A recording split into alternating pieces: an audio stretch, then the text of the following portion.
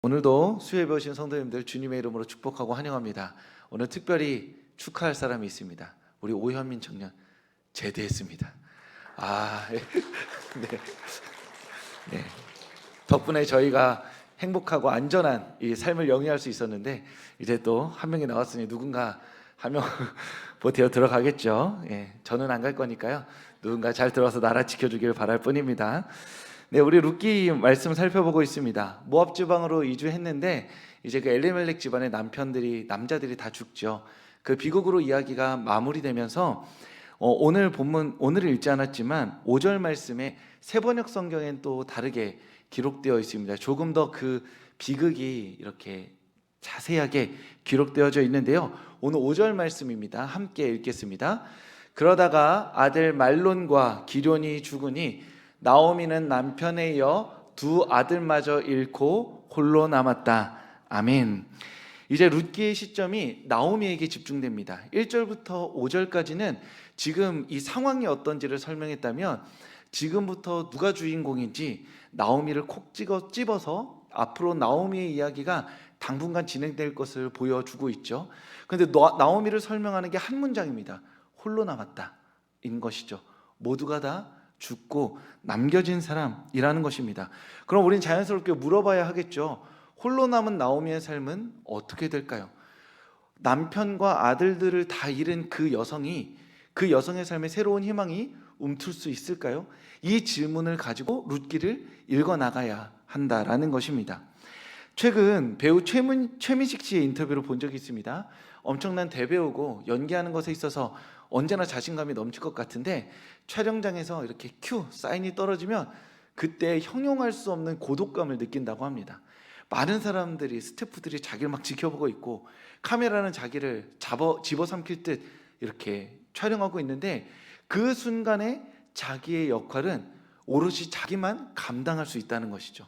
다른 누구도 자기를 도와줄 수 없기 때문에 그 자리에서 그 카메라 앞에서 엄청난 고독감을 느낀다라고 이야기합니다. 그런 의미에서 인생은 큐사인이 떨어진 촬영장과 같다라고도 이야기할 수 있죠.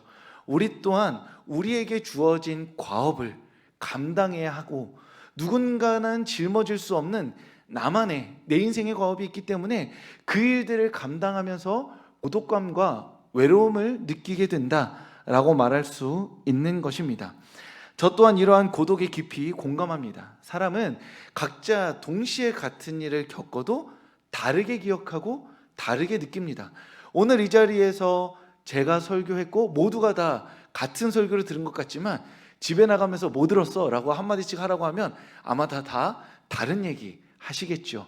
그런 의미에서 분명 같은 경험인데 다른 기억, 다르게 느낍니다.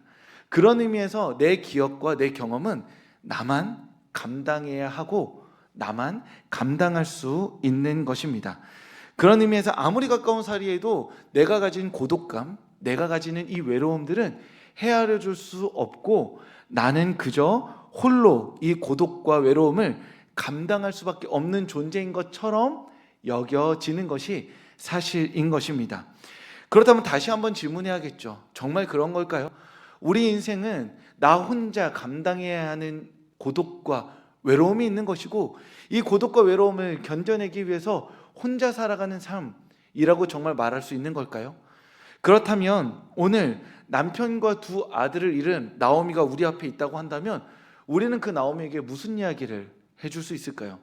힘들죠? 어렵죠? 그럼에도 불구하고 인생은 혼자 살아가는 삶이기에 그 고독감과 외로움을 끌어안고 사십시오 라고 말하는 것이 과연 올바른 것일까요?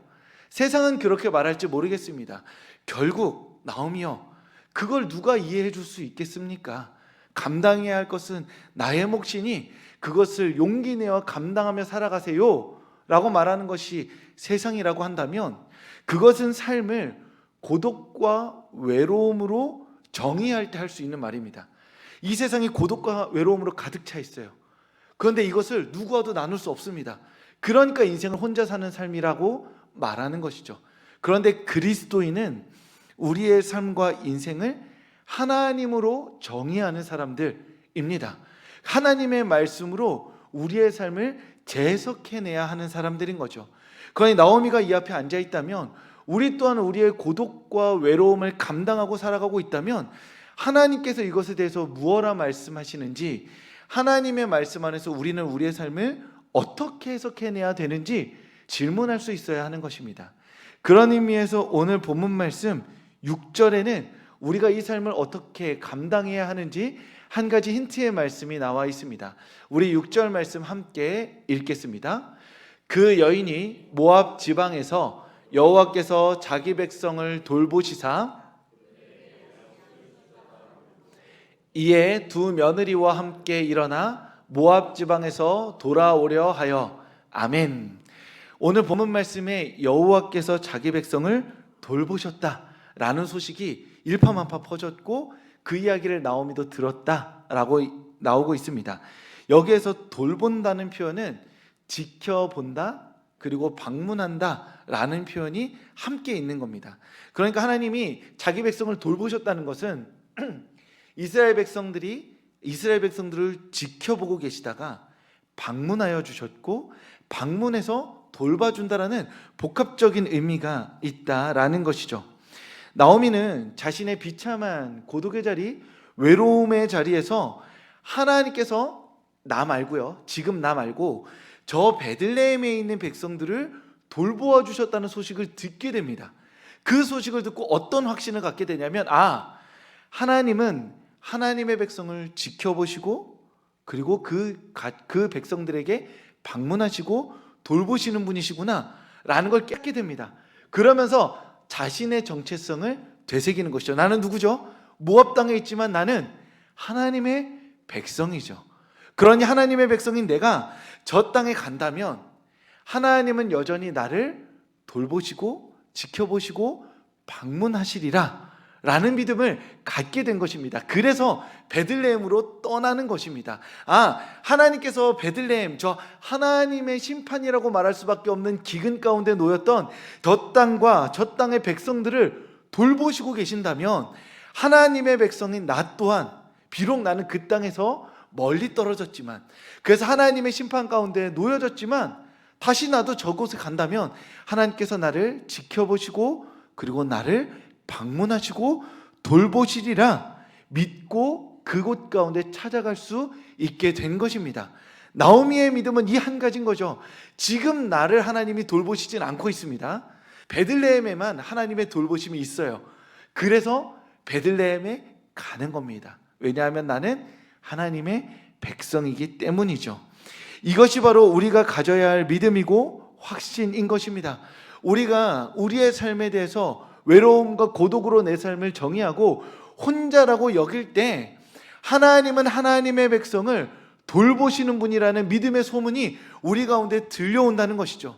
내가 내 삶을, 나라는 존재를 하나님의 백성이요 하나님의 자녀라고 고백한다면 비록 지금 내 삶에서 느껴지는 것은 고독과 외로움이라 할지라도 하나님은 하나님의 백성을 돌보시는 분이시기 때문에 우리는 하나님을 향해 질주할 수 있는 사람들인 것입니다.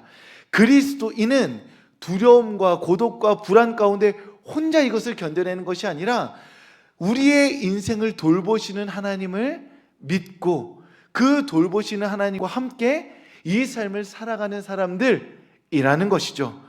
그런 의미에서 삶이 혼자라 말하는 것, 이 삶의 외로움과 고독은 혼자 견뎌야만 한다고 말하는 세상 앞에서 그리스도인은 고백할 수 있어야 합니다. 그것이 아니라 내가 믿는 하나님은 이 하나님의 자녀들을 돌보시는 분이시다. 그래서 나는 설령 지금 내가 느끼는 감정이 외로움이고 고독이라 할지라도 하나님의 백성인 나를 끝내 하나님께서 돌보시리라 믿는다. 내 인생은 나 혼자 살아가는 것이 아니라 나를 돌보시는 하나님과 동행하는 삶이 될 것이라 믿는다라고 고백할 수 있는 것이 바로 우리 그리스도인이라는 것입니다. 사랑하는 성도 여러분, 우리가 내 힘만으로 이 삶을 감당하려 할 때 우리는 결코 이 삶을 이겨낼 수 없습니다. 내 삶에 끊임없이 찾아오는 고독과 외로움, 이 감정마저도 우리는 어떻게 컨트롤할 수 없습니다. 왜냐하면 반드시 외로움은 다시 찾아올 것이기 때문입니다. 떠나는 사람으로 인해서, 깨어진 관계로 인해서, 무너진 상황으로 인해서 오늘 내 삶이 안전한 것처럼 보이지만 세상이 말하듯 결국 우리는 혼자 남겨진 것 같은 상황을 마주할 수밖에 없게 됩니다. 그때 세상의 말에 귀 기울이면서 맞아, 세상은 혼자야 라고 말하는 것이 아니라 그 하나님의 심판받는 베들레헴 땅을 지켜보시고 방문하시고 돌보시는 하나님의 은혜를 기억하며 내가 비록 혼자인 것처럼 느껴지지만, 이 세상을 홀로 살아가는 것처럼 느껴질 수밖에 없지만 끝내 주님은 내 삶에 찾아오시고 나를 돌보시리라 라는 믿음으로 주님을 붙들고 기도하며 주님과 동행하는 삶을 살아가시는 성도님들 되실 수 있기를 주님의 이름으로 축복합니다. 그렇게 나오미는 하나님이 우리 가운데 말씀하신다는 것을 믿고 두 며느리와 함께 베들레헴으로 이사를 가게 됩니다. 세 과부가 길을 걷는 이 장면은 참으로 처량하고도 슬프죠. 언제 누가 자신들을 공격할지 모르는 상황 가운데 나오미는 일단 베들레헴의 길을 떠납니다. 베들레헴만 가면 하나님께서 나를 돌보시리라는 그 믿음 하나를 가지고 말이죠. 그런데 그 길 위에서 나오미가 갑자기 발걸음을 멈춰 세우고 며느리들에게 이야기합니다. 오늘 보면 8절 말씀인데요, 나오미가 며느리에게 한 이야기들 함께 읽도록 하겠습니다. 나오미가 두 며느리에게 이르되 너희는 각기 너희 어머니의 집으로 돌아가라. 너희가 죽은 자들과 나를 선대한 것 같이 여호와께서 너희를 선대하시기를 원하노라. 아멘. 나오미가 두 며느리를 돌려보내기로 결정합니다. 처음부터 이렇게 결정한 건 아니었어요. 길을 가다가 이건 진짜 아니다 생각해서 며느리를 돌려보내게 되는 것이 오늘 우리가 읽은 말씀입니다. 이 결정이 굉장히 어려운 결정인 이유가 두 가지가 있습니다. 하나는 무엇이냐면 경제적인 권리를 포기해야 합니다.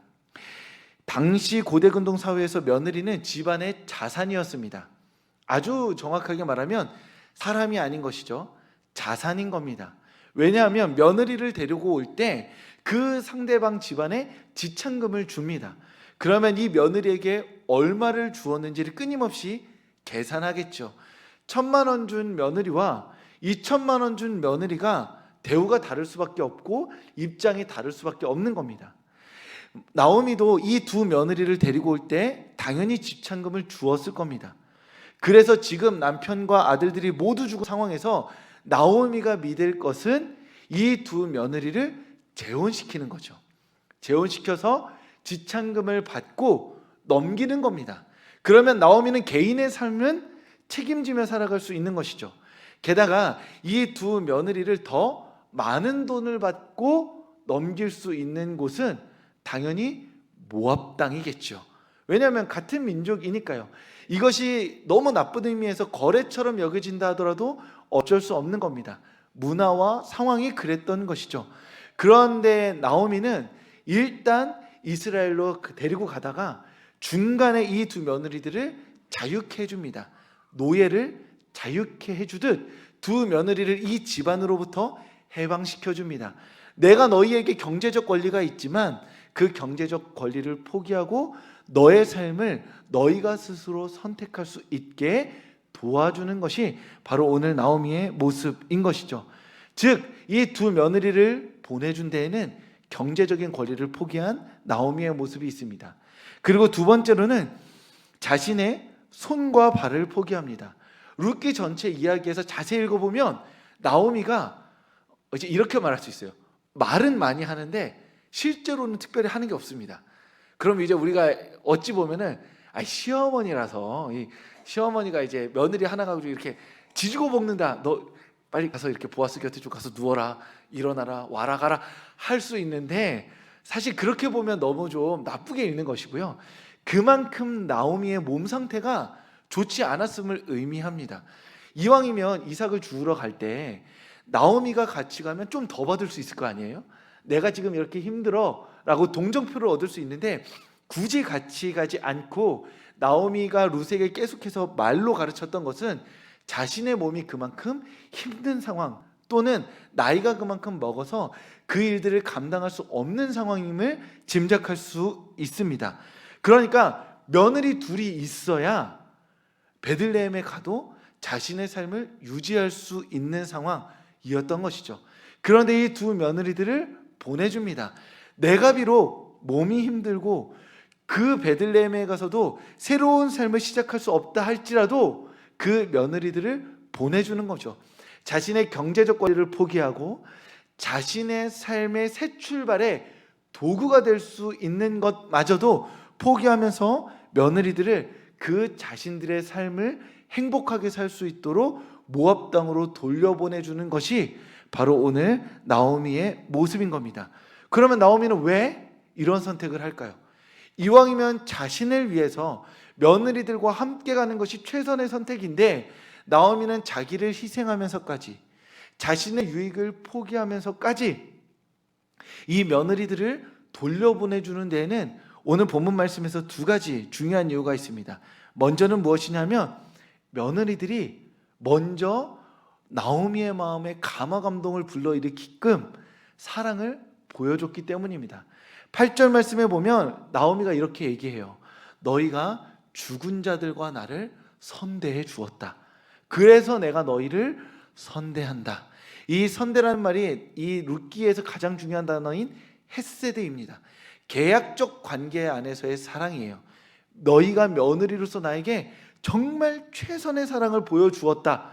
그 사랑을 감화 감동받은 내가 지금 너희와 베들레헴을 가다가 이만큼이나 사랑을 받았는데 너희의 삶을 이용해서 베들레헴에서 내 삶을 이어간다는 것이 부끄럽다라는 고백인 겁니다. 그래서 너희가 나를 사랑해 주었으니 내가 할 수 있는 최선의 사랑을 너희에게 보답해 줌으로써 너희가 모압 땅에서 살도록 너희를 보내주겠다라고 말하고 있는 것입니다.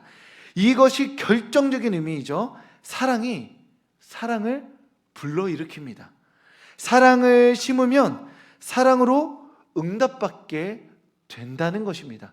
며느리들이 보여준 진실한 사랑이 끝내 나오미를 통해 진실한 사랑으로 응답받게 된다는 것이 이 본문이 오늘 우리에게 주는 아주 중요한 교훈입니다.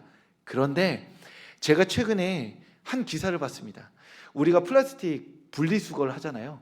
그 기사에 뭐가 나와 있냐면 우리가 열심히 분리수거를 다 하면 이제 트럭이 와서 그 분리수거 물품을 챙겨갈 때 한 트럭에 다 담긴다는 거예요. 그럼 어떻게 될까요? 분리수거한 게 섞이겠죠. 결국에는 가서. 그러니까 우리 입장에서는 엄청 열심히 분리수거를 했는데 결국 갈 때는 한 트럭에 가서 한 트럭이 자신이 담겨놓은 그 모든 분리수거 섞인 것들을 다 쏟아내면 수작업으로 한번 또 수거해야 된다는 거예요.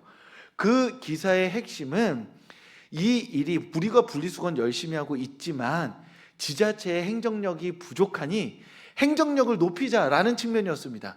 그런데 댓글에는 난리가 났습니다. 뭐라고 써져 있을까요? 야 이놈의 자식들아부터 이제 시작해서 다시는 분리수거 안 하나. 이건 거예요. 결론은 이거예요.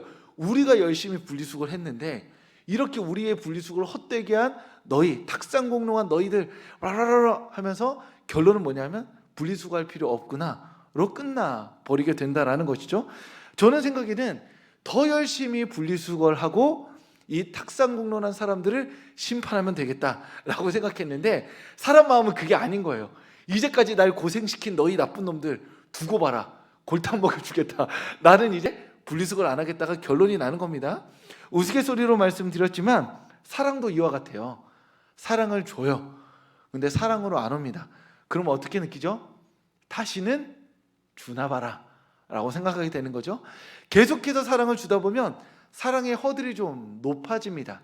이전에는 조금만 더 잘해줘도 마음을 줬는데 조금 더 지나면서 이렇게 사랑을 주고받다가 좀 거절당하고 이런 마음이 길어지면 나중에 어떻게 되냐면 그 사람이 이만큼은 해줘야 사랑을 하려고 하죠. 그리고 나중에는 진실한 사랑을 주기까지 매우 오랜 시간이 걸립니다. 왜냐하면 오래도록 내가 준 사랑에 응답받지 못했기 때문입니다. 그래서 어떤 사람들은 이야기합니다. 그 사랑 줘봤자 의미 없어.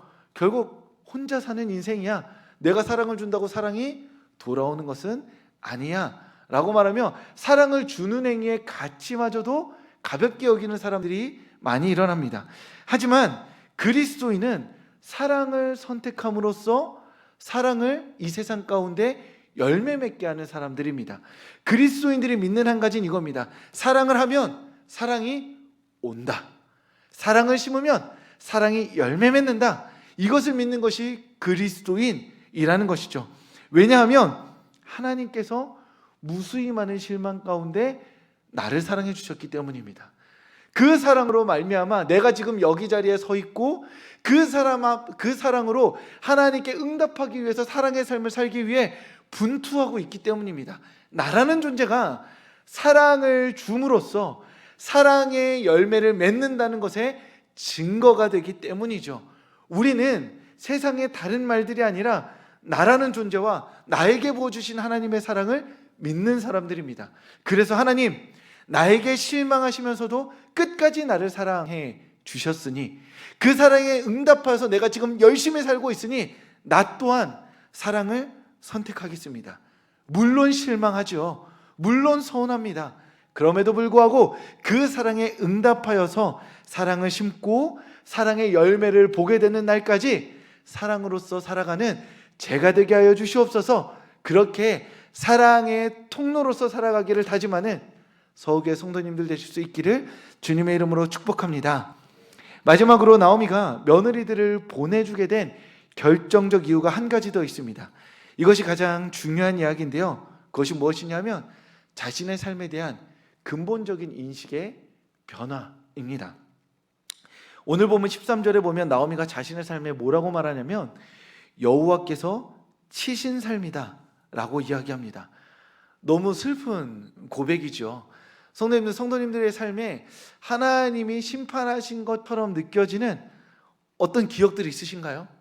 그런 순간들이 있으신가요? 근데 그런 순간들이 있다고 하더라도 하나님이 나를 치셨다라고 콕 집어서 그 기억들에 대해서 말하기가 정말 어렵습니다. 왜냐하면 비참해지잖아요. 그리고 하나님이 나를 심판하셨다는 그 자체가 감당하기 어렵고 해석하기 어려운 복잡한 마음으로 우리를 끌고 가기 때문입니다. 그래서 우리는 심판인 것을 알지만 심판이라 말하지 않고 그 안에서 어떻게든 표현을 좀 돌려서 하나님께서 나를 성장시킨 시간이라고 말하기도 합니다. 하지만 나오미는 정확히 말합니다. 여호와께서 나를 치셨다고 말이죠. 이것은 오로지 하나님과 나 사이에서만 고백되어져야 할 이야기입니다. 다른 어떤 사람도 그 한 사람의 개인적 경험에 대해서 그건 하나님이 치신 거야 라고 말할 수 없습니다. 왜냐하면 그렇게 말하는 순간 그 사람이 하나님이 되기 때문이죠. 치셨는지 은혜인지 사랑인지 감히 타인이 대신 고백해 줄 수 없는 겁니다. 하지만 개인은 고백할 수 있죠. 아, 하나님이 나를 치셨다라고 말이죠. 나오미가 이것을 고백한 이유는 심판을 고백함으로써 내 인생에 하나님의 살아계심을 고백하게 되었기 때문입니다. 핵심 심판이 아닙니다. 이제까지는 외면하고 있었어요. 하나님이 나와 다른 상관없는 존재, 나는 모압 땅에 있으니까 나를 통치하지 않으실 거야. 그런데 남편이 죽고 아들이 죽고 다시 한번 베들레헴으로 돌아가면서 끝내 고백할 수밖에 없는 겁니다. 하나님은 하나님의 백성을 돌보시는데 하나님의 백성을 돌보신다면 심판도 하시겠죠. 베들레헴으로 걸어가면서 내가 하나님의 백성으로서 다시 살아가고자 하니 내 인생에 일어났던 그 일들이 하나님의 심판이었구나 고백하게 되면서 하나님은 심판하시는 분이기도 하시지만 하나님의 백성을 돌보시는 분이기도 하기 때문에 나는 심판을 고백하면서 돌보실 하나님을 향해 걸어가는 겁니다. 나오미의 이 심판의 고백, 치셨다라는 고백은 굉장히 역설적인 고백이 돼요. 하나님의 백성을 치신다면 돌보시기도 하니 내 인생을 치신 그 하나님께서 끝내 내 인생을 돌보실 것이다 라고 믿음으로 말미암아 베들레헴으로 향해 나아가는 것이 바로 오늘 나오미의 모습인 것이죠. 그런 의미에서 우리의 인생 가운데 도저히 무어라 명명할 수 없는 그 기억이 있다면, 어떻게 이름 지을 수 없어서 그저 마음속 한 구석에 숨겨놓은 기억이 있다면 우리가 하나님의 돌보시 간구하며 오늘 하나님께 기도할 때 주님, 그 기억이 이름 지을 수 없었던 그 순간이 하나님의 심판이었을 수도 있다고 제가 오늘 고백하겠습니다. 심판이라고 말함으로써 죄책감에 빠지려는 것이 아니라, 그러니 하나님의 백성을 돌보아 주시옵소서. 그렇게 믿음으로 심판의 삶의 자리를 하나님의 돌보심의 자리로 변화시키며 기도할 수 있는 성도님들 되실 수 있기를 주님의 이름으로 축복합니다. 나오미의 베들레헴 여정은 하나님의 회복을 경험하는 여정이었고, 자신이 받은 사랑으로 말미암아 며느리들을 사랑해주는 성숙의 자리이기도 하였으며, 동시에 하나님의 사랑을 경험하는 자리이기도 하였습니다. 하나님은 각자의 시간에 맞게 각자에게 말씀하시는 분입니다. 우리 중 누구는 회개의 시간을 경험해야 될 것이고, 누구는 성숙의 시간을 경험해야 할 것입니다. 누구는 사랑의 시간을 경험해야 할 것입니다. 각자의 시간, 각자의 마음을 가지고 주님께 나아갈 때 주님께서 우리의 삶을 돌보시고 은혜 베풀어 주실 줄 믿습니다.